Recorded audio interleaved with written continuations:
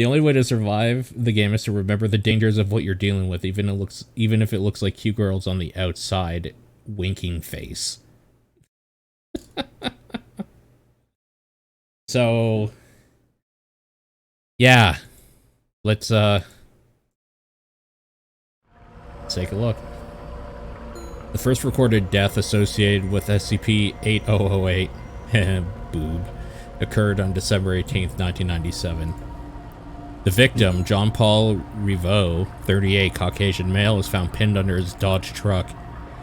I don't like that my name's actually in here, even if it is as a Jean Paul. Police on the scene reported him being smushed to the neck like an empty tube of toothpaste. Exact wording. He was also smiling ear to ear, wearing a pair of novelty spiral lens glasses. The SCP Foundation became involved later when the local detective assigned to the case was also found dead, dismembered by his own lawnmower, smiling broadly and wearing the same glasses. Apparently, this anomalous pair of novelty glasses, deemed SCP-8008, allows the wearer to fall in love with literally anything. SCP-8008 log October 6, 1999. The entire first cohort of researchers assigned to the anomaly has been redacted. The first 3 researchers were killed by an H2 pencil, a diamond necklace, and a pool noodle. The last was found redacted and redacted. All of the data after that has been expunged. What am I supposed to do with this? I shut the SCP-8008 case files in disgust and tucked the folder under my arm. Who'd I piss off to get assigned to an anomaly with a 100% casualty rate? Must be because the SCP-458 incident last month, stupid infinite pizza box. Damn it. The heavy doors to SCP-173, the sculpture's enclosure, are already open when I arrive. My assistant, Dr. Theron Sherman, smiles briefly as I enter the room, then returns to reviewing his notes. He flips his pen in an elaborate loop between his fingers, his nervous fidget.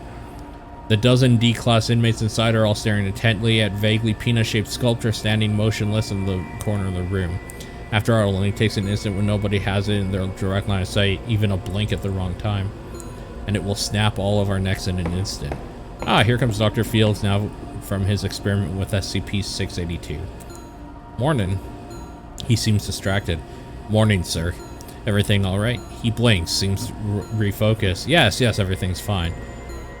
I look at the strange pair of glasses Dr. Fields is handing me. This is it? I take SCP-8008, the novelty glasses, from him, noting how light they are. Just a dark plastic frame and spiral patterned lenses. Dr. Fields wipes his hands off his lab coat as if to get rid of anything the glasses may have left behind. They look funny, but let me tell you. He swallows nervously. They're no joke. Dr. Fields nods and takes his leave. Alright. I settle into the flimsy aluminum chair at the table provided and activate the microphone. No turning back now. I take a deep breath and put on SCP-8008, the novelty glasses. Great. Oh god. Here we go. Hello? I clear my throat, hoping my nerves won't be too noticeable in the video recording. Hello, SCP-173. Whether she's thinking deeply or completely brain dead, I can't tell. Can you understand me? That was something. I'll be continuing experimentation with you, is that alright? Were you expecting someone else? If she's looking for my predecessor, she's going to be disappointed. They're not coming back. But maybe we can be friends? She seems to like that idea. Beside me, Dr. Sherman scribbles something in his notes. I'm glad. Her voice sends shivers up my spine. I need to compose myself, return to the basics. Our goal here is to clarify exactly how SCP-8008 produces hallucinations and to better understand its psionic properties. We will compare my subjective experiences to the audio-video footage in Dr. Sherman's notes. To begin, I will show you some images. Is that alright, SCP-173? She seems pretty eager. Perhaps this won't be as hard as I expected. Okay. I show her the image of a monarch butterfly in summer. What do you see? A butterfly? You know what a butterfly is? She's so difficult to read. Next, I show her the image of a human face. And this?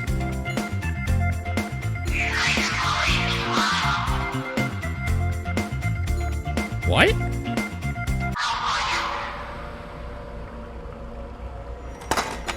Sir, what's wrong? I hadn't realized it, but I stood up. The small hairs on the back of my neck are standing straight up. Everything inside me is screaming to get away from this creature. Nothing. I'm fine. It takes all my self-control to force myself to sit down. I can do this. Lastly, I show her an image of her actual face.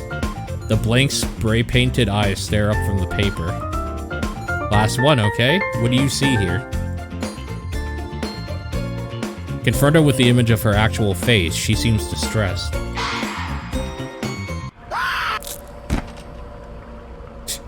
The twisted body of one of the D-class personnel is slammed suddenly on the table, looking up at me with wide eyes.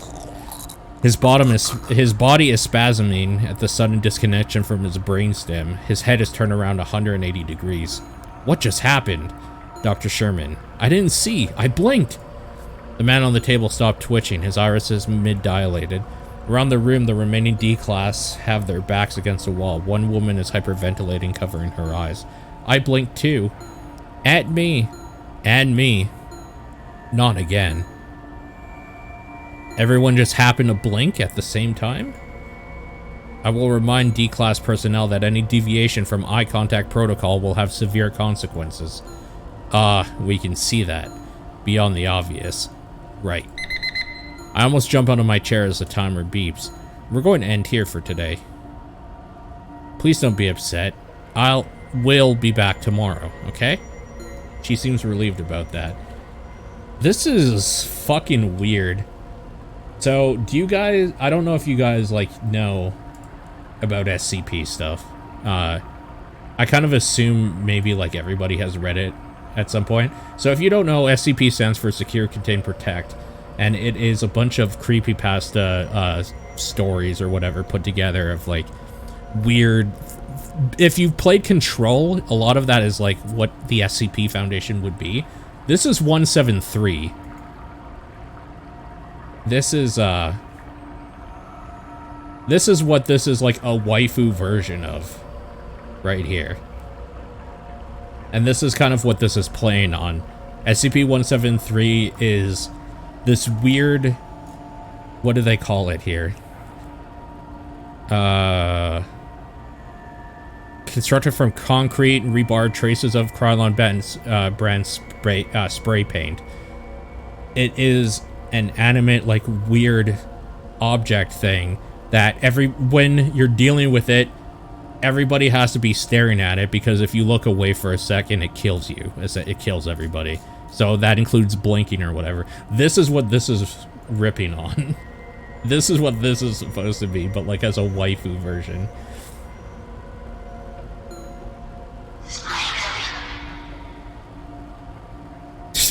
This is so fucking weird. Her voice, I don't think I'll ever get used to it. I removed SCP-8008. So SCP-8008 are the glasses that he's wearing that make whoever's looking at them fall in love with, like, anything they're looking at, basically. Which is why this thing turned into a waifu, I guess. I remove SCP-8008, taking a moment to wipe the sweat from my face. Without the glasses, I can see SCP-173 as it actually is, a monster of concrete and rebar, looming right in front of me. The corpse on the table seems to be staring at it, afraid to look away even in death. Nothing. I scrubbed through the grainy video again. No evidence of the young woman I've been speaking to in the testing chamber. No evidence that SCP-173 was in any way communicating with me. It's just me wearing those ridiculous glasses, talking to myself. So this is the game part. Like any good dating sim game. It is a match 3 game.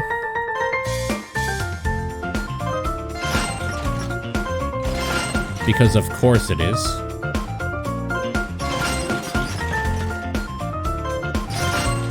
Get 5,000 or die. How's that for an incentive? Now get 35,000 points or I'll break your legs.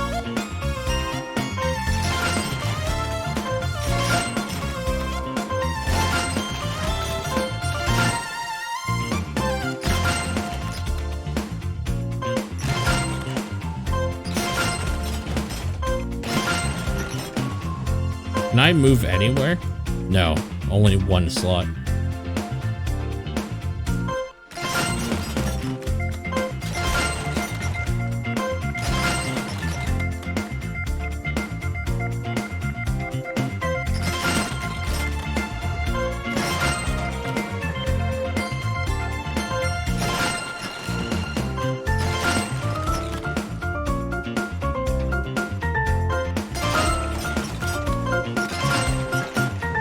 Oh my god, I just realized the time is, like, really coming to an end here.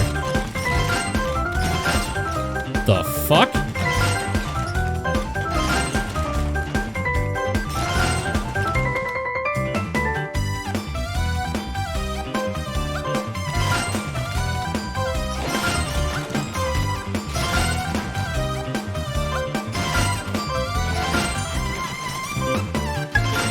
I kinda wanna see what happens when she breaks my legs. Oh god. I wake with a start. What was that dream? Something about legs? And... ah! What the hell? You'll regret that. What? She's gone. I reach up to touch my face, terrified I might find SCP-8008 there. It's just me. So what did I see? I dress up and head down the cafeteria to get some water. A clock on the wall reads just past 2 a.m. It's so quiet. I find my way to the cafeteria without incident. It's empty, but for Dr. Singer, the third researcher in our cohort, sitting at one of the benches. She's staring into a hot mug of coffee, hunched over, her elbows resting on her knees. Dr. Singer? She jumps at my voice, spilling coffee on her hands and dropping the mug with a shout. It shatters on the ground. Sorry, I didn't mean to. No, it's fine. It was just an accident. She means it, but I still feel bad. Neither of us says anything as we clean up the mess. Eventually, I break the silence. How'd it go with SCP-96 today? Dr. Singer makes a face as she rinses her hands under cold water. That bad, huh? No. She didn't even talk to me. It's just... she? Dr. Singer pauses for a moment, then blinks. It. Thank you. She turns off the faucet and dries her hands. You were assistant to the previous lead researcher, right? I can't help but ask. She nods. All the data about them was expunged. I was hoping you might be able to. I let my question trail off as I see the paleness of Dr. Singer's face. I don't want to talk about it. Her eyes are cold. But it might be help to us. It might... I said I don't want to talk about it.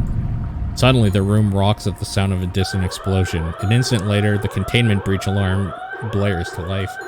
What the... Dr. Singer and I look at each other in horror as we both come to the same realization. Dr. Fields. We break into the run toward SCP-682's temporary containment chamber. Maybe we're not too late. The alarms are deafening.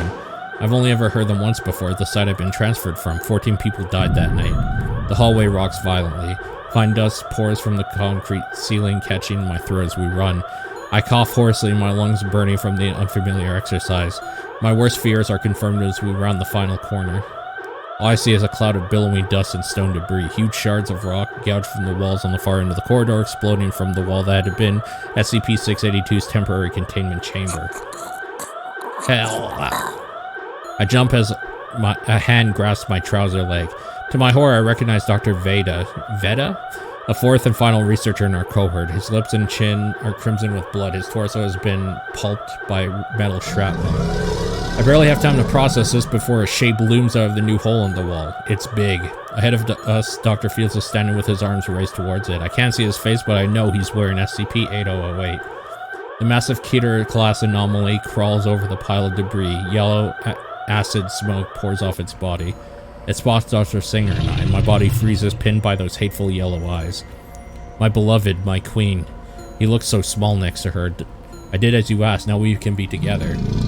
Disgusting.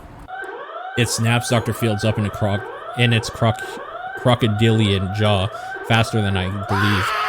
Dr. Fields screams as SCP-682 shakes him back and forth like a doll. I can hear his body breaking. SCP-8008 flies off and lands near my feet. The wave of desire to push them on washes over me. Put them on.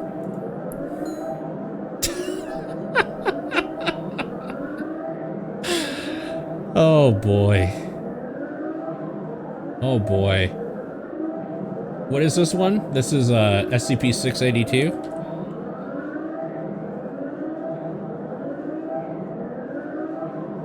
SCP-682 must be destroyed as soon as possible. No means available to SCP teams are capable of destroying 682. Massive physical damage. Forbidden to speak to it for fear of provoking a rage state. Alright. She's big. She holds Dr. Fields by the torso in one of her hands. His screams become gurgles as my mind struggles to understand what it's seeing. Dr. Fields' body seems to dissolve in ragged chunks as if something unseen is tearing him apart. And it occurs to me, she is. And then he's gone.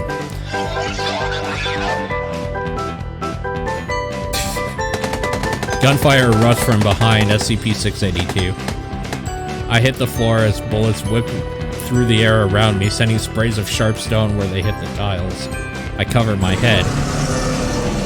Even above the sirens of gunfire, I hear SCP-682 shriek as it enters a rage state. The floor rocks under me as another section of the building collapses. Then, suddenly, the shower of debris and bullets stops. Even sounds seem muted. I decide to risk it. I carefully open one dust-covered eye to see a pair of gray feet standing just inches from my face. After a moment of confusion, it dawns on me. SCP-96 had been moved into the adjoining cell block for testing. I covered my eyes in an instant, praying I hadn't seen its face somehow. To see SCP-96's face is certain death. Its voice rings through the high-ceilinged chamber, followed by a howl from SCP-96 as it too enters a rage state upon being glimpsed. I blindly begin to crawl away from the sound of the fighting as the two anomalies crash. I hope desperately I'm going in the opposite direction. A huge chunk of concrete strikes me in the back, crushing the air from my lungs in a whoosh. I can't breathe. I can't breathe. My vision goes soft around the edges as the life slowly is crushed out of me. Is this it? Something is pulling on my legs. Something impossibly strong. I feel hands around my ankles. I gasp as the pressure off my chest is released and light returns to my world.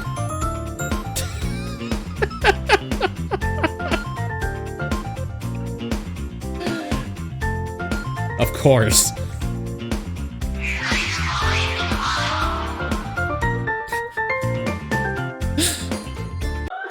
She's gone. I hear voices. I hear Dr. Sherman shouting? Why is he shouting? The spike of pain that shoots through my legs almost makes me black out again. Doctor, can you hear me? Doctor, I can't respond. The pain is too much. I can't. When my eyes open again, it's dark, but for a dim glow of computer screens. The steady beeping I'm hearing, it's my own heart rate. I must be in the medical ward. A triangle of light pours under a door at the far end of the room. Distant voices also filter in. What were you thinking? My assistant's familiar voice. He's angry? I've hardly ever heard him shout like that. Someone else's voice murmurs back, but I can't catch the words. The beeping of the machine beside me increases in pace, setting off a pinging alarm. The voices outside stop abruptly.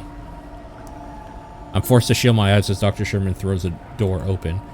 Doctor, you're awake. He hurries to my side before I'm given the chance to talk. My assistant is helping me drink a glass of water. Nurse said you'd want this when you woke up. I hadn't realized how thirsty I was until I started drinking. I set the cup down in my lap as I finished, feeling suddenly awkward. What happened? My voice is hoarse. We were able to recontain SCP-682 and 96, but 173 is missing. Should I tell him that SCP-173 saved my life?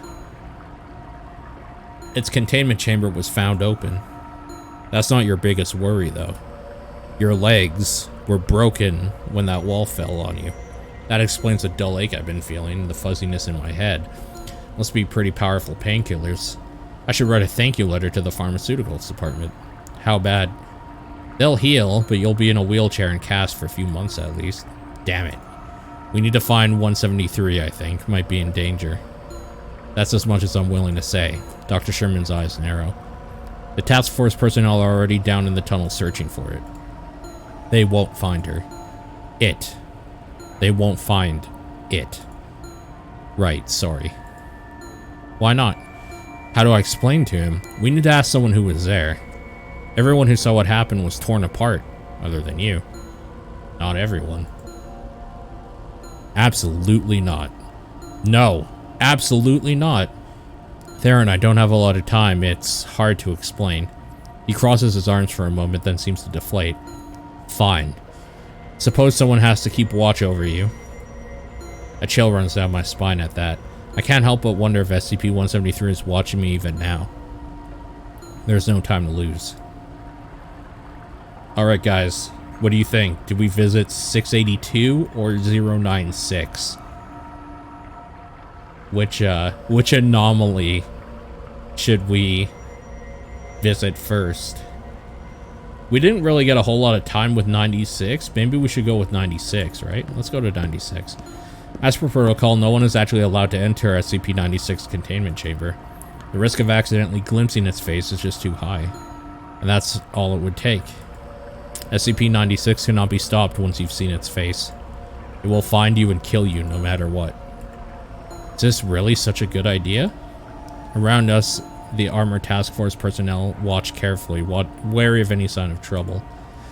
Dr. Sherman parks my wheelchair in front of SCP-96's sealed doorway. We don't have to do this. Would you rather go ask the big lizard what it saw? Dr. Sherman's face drains of color just thinking about it. Guess not then. Shall we? Dr. Singer hesitates before initiating the audio link. She didn't say anything at all to me yesterday. So don't be disappointed if this doesn't go like you hope. I nod and she punches in the code. Dr. Sherman hands me SCP-8008, looking like he'd rather be anywhere else. Centering myself, I put them on. She's singing?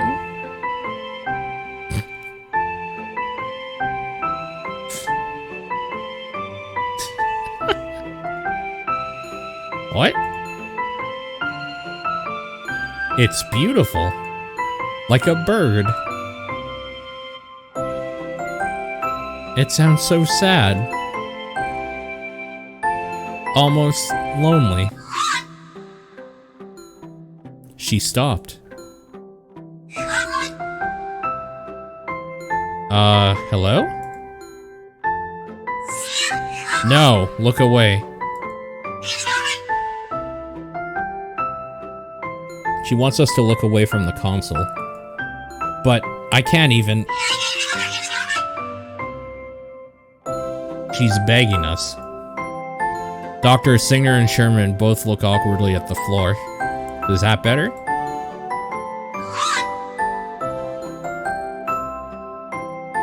You have a beautiful voice.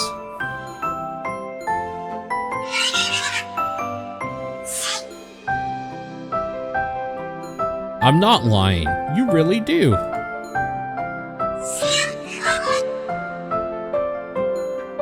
You're welcome. Dr. Sherman is looking at me oddly. I need to keep this on track. I need to talk to you about yesterday.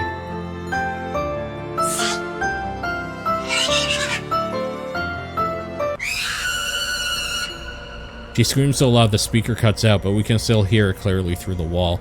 The task force team leader steps forward, ready to intervene. Stand down. I try to put as much authority as I can into my voice. With Dr. Fields dead, I am the highest ranking official at this facility. God help us. Through his visor, I can watch the man's eyes flicker between my face and my Class 5 authorization badge. Stand down. Task Force man exhales and returns to his post. I watch him for a moment longer before returning my attention to SCP-96. I'm sorry, I didn't mean to upset you. Please, talk to me. No, I swear, 682 won't come anywhere near you. I just wanted to ask about 173. We just need to know where it went. Yes, then we'll leave you alone. Just like that, she's going to tell us? I try not to let my excitement show on my face. Damn it. I knew it couldn't be that easy. What do you need in return? At my side, Dr. Sherman shoots me a look. I shrug. Her request might turn out to be something we can easily accommodate. I want a bird. A bird?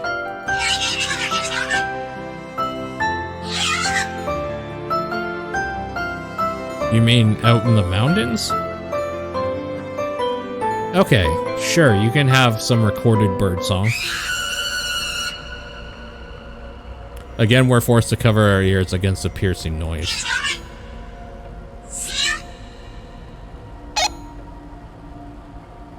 At that moment, the task force leader's radio chirps, signaling an incoming transmission. He looks at it quizzically, then opens the receiver.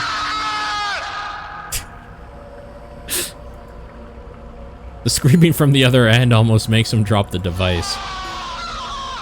Reinforcements, send The voice is abruptly cut off.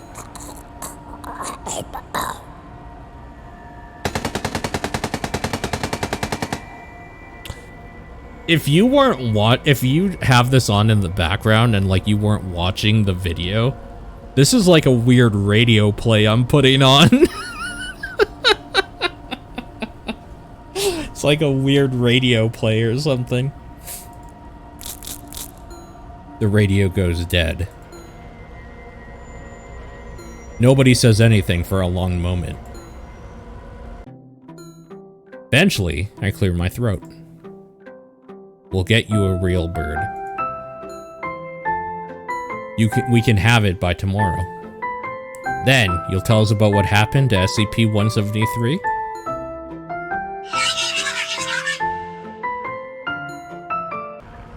I take SCP-8008 off more aggressively than necessary, and the image of the girl on the screen is replaced by lifeless data.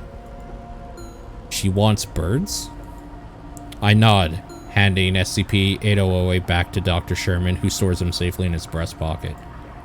Dr. Singer and I have decided that's the safest place for them. This is a bad idea. I don't know how, but it is.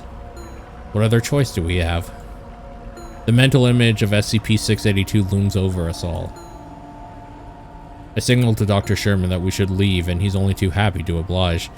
He wheels me down the corridor from SCP-96's room, nodding once to the task force team leader. We could just wait for the task force personnel to do their jobs. I agree, but it's as if a cloud is hanging over me, blurring my thoughts. Am I just tired, or is it something more insidious? I still want to see what 682 has to say. More waifus. More waifus. Normally, it would take days to clear up this kind of experiment with the higher-ups, but with Dr. Fields gone, I'm the highest-ranking researcher we got. They're really not taking any chances this time. Behind me, I hear Dr. Sherman fake a cough to hide his grin. On either side of us, a full legion of mobile task force guards watch us pass. Their black helmets and visors obscure their glares. I can still feel the chill in the air. These men just lost friends because of a researcher like me couldn't handle his assignment. Dr. Sherman carefully wheels me over the rail set into the floor as we approach SCP-682's new containment chamber. We stop just inside the huge space. Before us sits a massive 5 meter by 5 meter by 5 meter cube of reinforced steel filled with hydrochloric acid. In the acid hangs SCP-682 itself, suspended between life and death as its body regenerates just as fast as the acid can eat it away. Dr. Sherman pulls out his notebook. As always, he'll be acting as my personal reality anchor. SCP-682, can you understand me? I've come to talk to you about 173. A low chuckle resonates through the room. I can feel it rattling the wheels of my chair. 682 flicks its massive tail to slowly turn away from the view screen. Do you know what happened to it? No response. 682 is now floated so its back is fully facing us. We don't have time for this. I don't have time for this. I had been hoping to avoid this. Were you? He watches me as he hands me the novelty glasses. You're not immune to it. I know that too well. With a deep breath, I put on SCP-8008. She's so big. It takes me a moment to compose myself before I can speak. 682. I need to know what happened during the breach. Her voice. It's not at all like I expected. Would you please tell me what happened?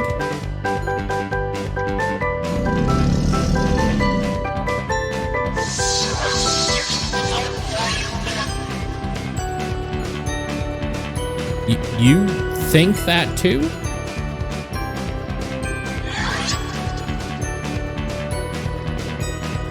I've never seen such a hostile smile.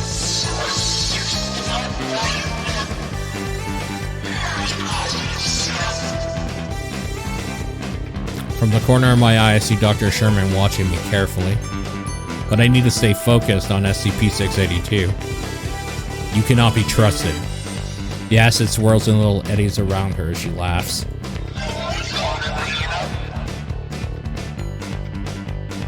What could you possibly want, anyways? That I could give you, at least. If you were to tell us where SCP-173 is. I can hear the creaking of plastic as the task force personnel shift their weight around the room. Their guns are still lowered, for now. Doctor. Everyone in the room instinctively covers their ears.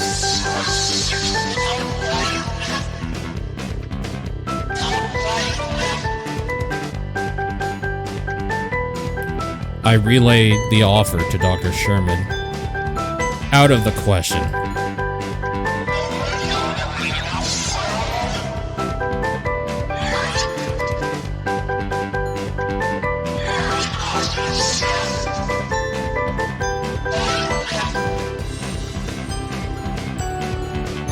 Me?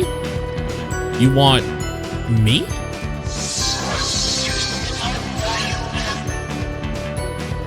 Dr. Sherman's scribbling has stopped, waiting for my next words. I'm not sure I have a better option. I accept.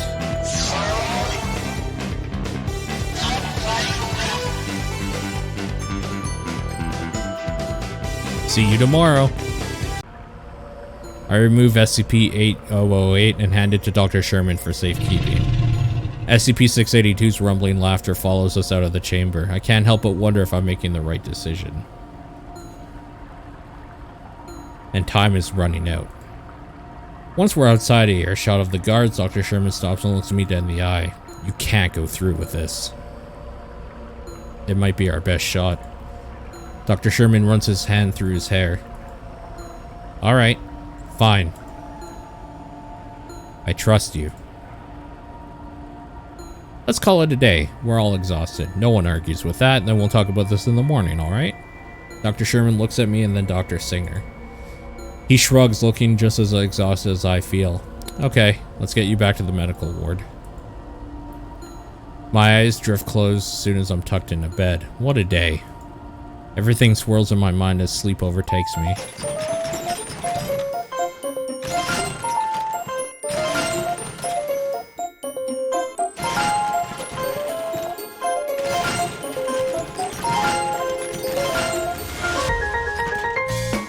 That's weird. Kind of weirdly really threw me off, too.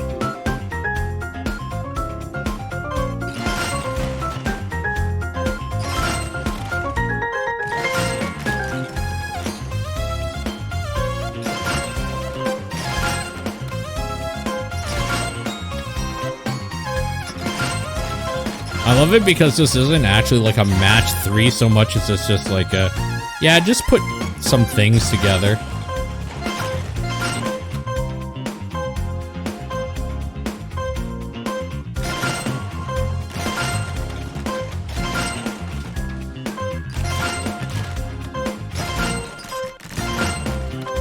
It's a match whatever together, I guess. We have some eyeballs here now and some weird meat. Oh, everything's all like fucked now.